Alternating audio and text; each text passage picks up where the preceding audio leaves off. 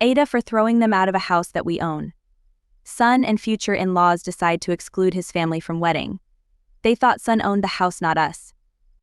My wife and I bought a 4-bedroom house in PA that my son lives in.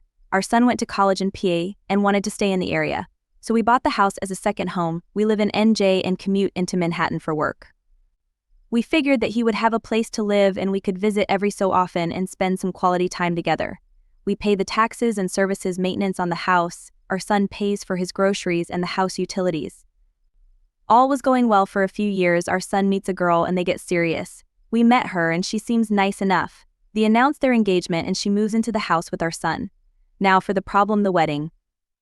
We hold a little get-to-know-you BBQ at the PA house. My son and daughter are there, as are our son's fiancée and her parents and sisters. We all seem to be getting along well. My wife, daughter, and the fiancé go into the house, along with her mother and sisters and my son. A few minutes later, my wife and daughter come out and are really upset.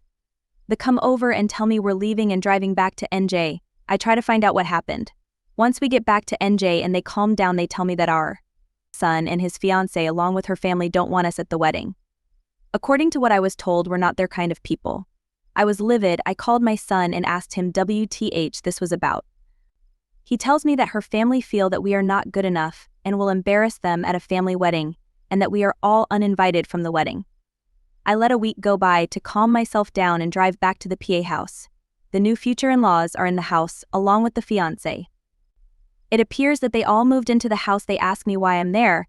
I tell them that since we aren't invited to the wedding, I was coming over to talk to my son. They tell me to leave their house. I lost it, and told them that they had 30 days to get out. Tell my son I'm selling the house and he could find somewhere else to live with all of you. I go to a realtor in town and list the house for sale. They call my son at work and tell him what I said. Apparently they thought that he owned the house. He calls me and asks why I'm selling his house. I tell him I paid for it along with the taxes on it and it is mine. He was living there rent-free, but since he doesn't want us in his new life, he has to get out. I tell him the same as I told his future in-laws. They have 30 days to get out, then I'll get a lawyer and get them evicted. Am I the for taking a hard stance on this? He is my son, but the in-laws seem to take over and we no longer count.